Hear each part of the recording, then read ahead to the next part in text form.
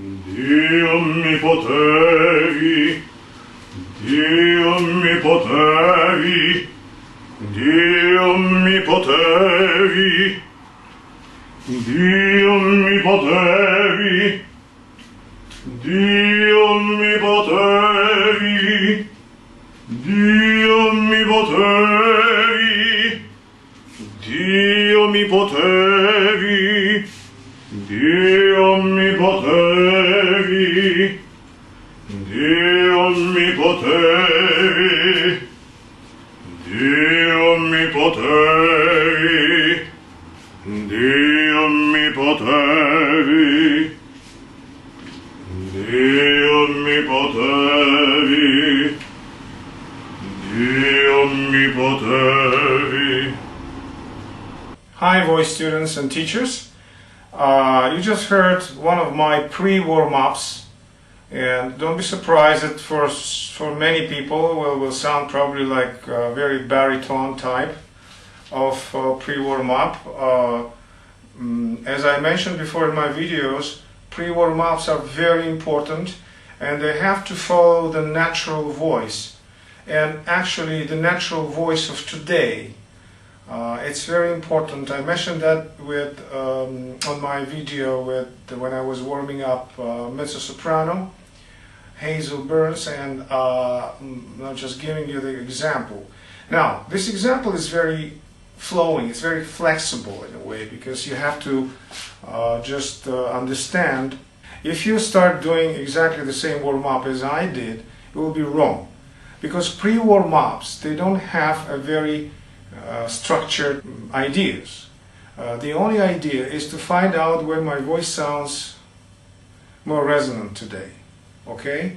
And they will give you the ideas. It can be more in the chest. You see, today it was more in the chest, and the other day it will be different.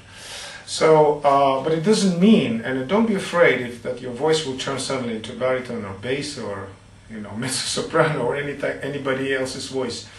It's just the way of opening up the throat. This warm-up is very important as Dio mi potevi.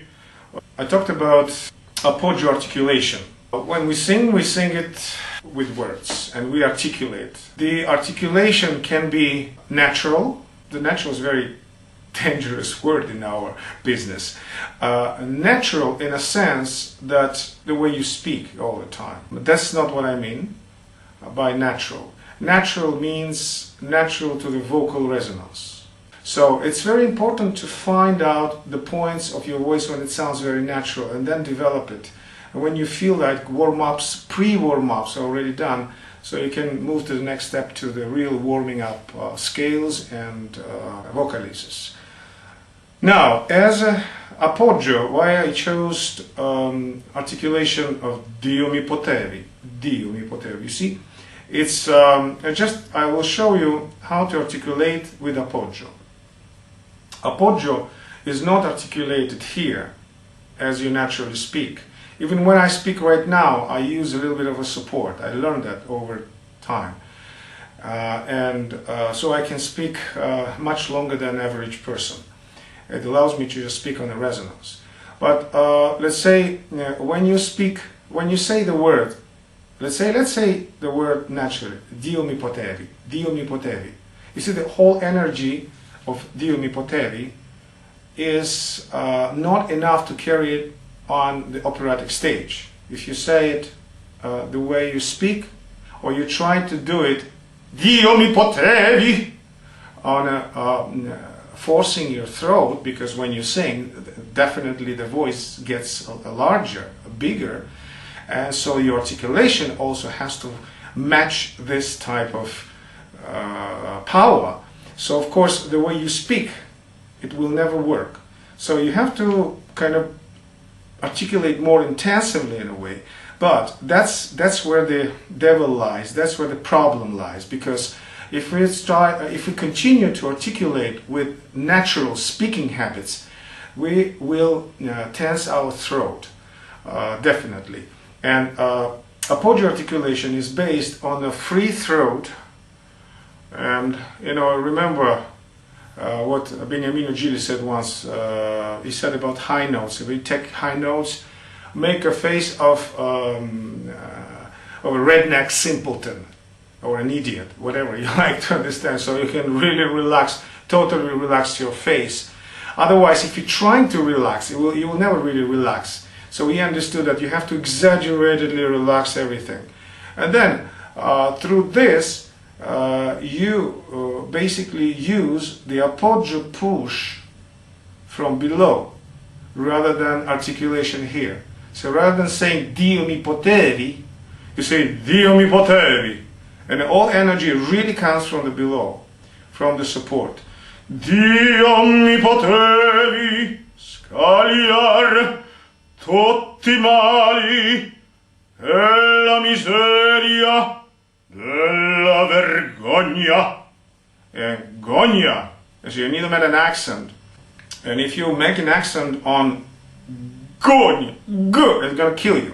So first of all, you have to use explosive consonants like p, p. So when you say d, your stomach expands actually, not goes in. That's appoggio.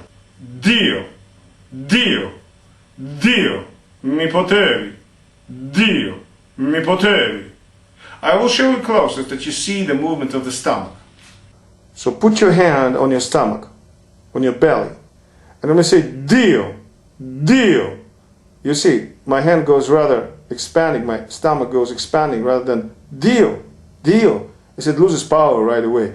Dio, Dio mi potevi, Dio mi potevi, Dio mi potevi, Dio. You see, it goes like this. Why? Because diaphragm is opposing the low abdominal movements, and you have a sandwich effect. But of course, diaphragm is not going down anyways, it's just a sensation. But it opposes, it doesn't give the low abdominal muscles the possibility to force. That's why you need to do the appoggio movement, and then your articulation will be fine. So you see, this kind of movement that I showed you, the expansion, is controversial only at the first glance. I spoke to some people who, I spoke to a very famous soprano. I won't be mentioning her name because she's really, really big in this, and she is my friend. She's an old lady who is older than Maria Callas, and she had a successful career in Metropolitan Opera. When I was talking about the movement downwards, she mentions that it absolutely doesn't make any sense of the push down, because it goes against the flow of air. And that's exactly why we need to push down, because the flow of air is pushing too much on your throat, and you need to balance it with the diaphragm. Now, I assume why she didn't know about it, and I came to the conclusion because she is a lyric soprano, and most of her life she sang Mozart and very light roles. It was excellent. And as we know, sopranos, they don't use much of the appoggio technique. They, or connection with the chest, they use support, definitely. The reasons can be very different. As I mentioned before in my videos, the reason could be that she's doing it, but she does not really realize that she's doing it. Now, I'll give you my personal example. You know,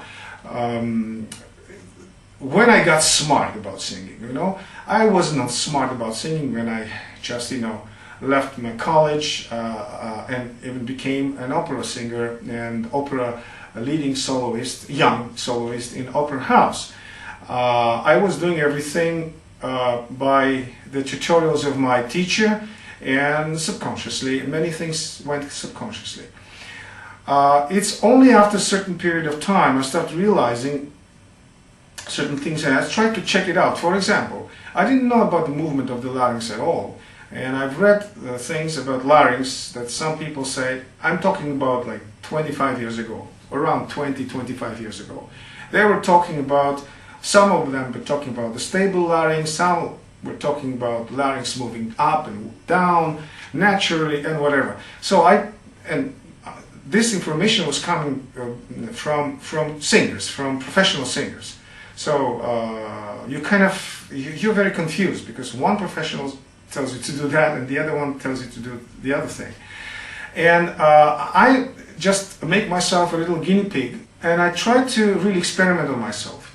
For example, with the larynx, I try to record myself on the tape, and I try not to move my larynx, and I saw if my larynx moves when I sing upward, and I try to follow the sound. And what I discovered that really, when larynx moves upwards, it changes the color of the voice, and it promotes you to use different register. Now, about the stable larynx, when I noticed the stable larynx is a must for one register singing. And it makes sense not only by anybody saying that, it makes sense by acoustic laws. Because larynx, basically, if it's down, you have a certain space, a bigger space. If it's up, you have a smaller space. So bigger space resonates bigger and have a bigger sound, or possibilities of a bigger sound. This is more correct. And the high larynx has possibilities of very small sound only. But then you also have to understand that this statement of a stable larynx alone is very dangerous, because you need to, and that's why many teachers are kind of opposing it, because they don't know what to do with the stable larynx if you try to stabilize it by the forcing, by yawning force. Like, let's try to do this way. So it's an action that needs absolutely two players here.